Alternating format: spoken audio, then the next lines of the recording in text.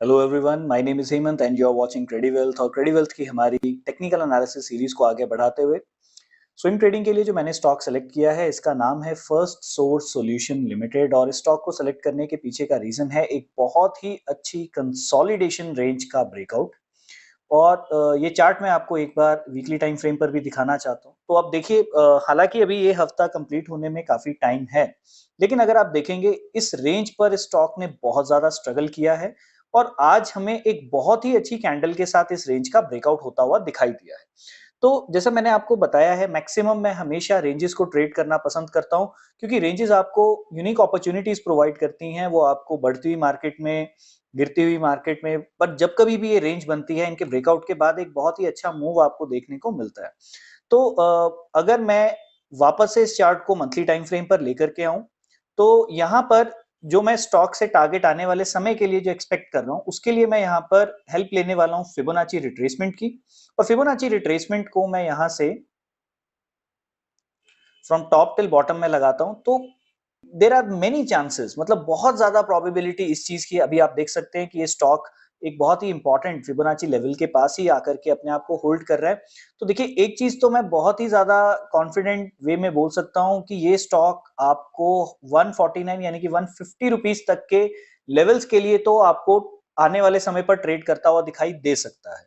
ठीक है, तो ये एक हमारा, this is first way of calculating our target. And the second way of calculating our target would be, अब मैं इस चार्ट को वन डे के टाइम फ्रेम पर ले आता हूँ।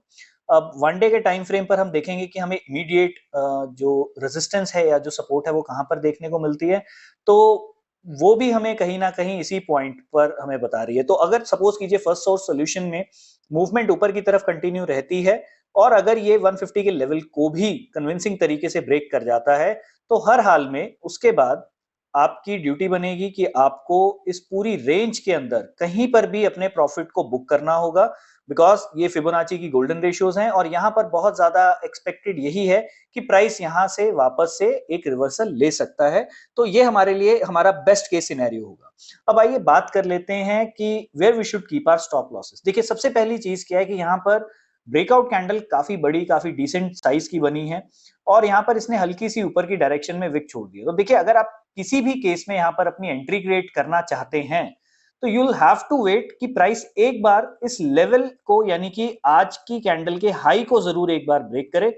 अगर प्राइस ऐसा करता है तो ये हमारे लिए एक साइन होगा कि मार्केट में अभी भी एक बहुत अच्छा मोमेंटम बुलिश डायरेक्शन का बना हुआ है। अदरवाइज जो बेस्ट केस सिनेरियो हमारे लिए यहाँ पर हो सकता है, दैट वुड बी कि प्राइस यहाँ पर कुछ टाइम के लिए कंसोलिडेट करे एंड देन उसके बाद ऊपर की डायरेक्शन में ब्रेकआउट करता हुआ बाहर निकले।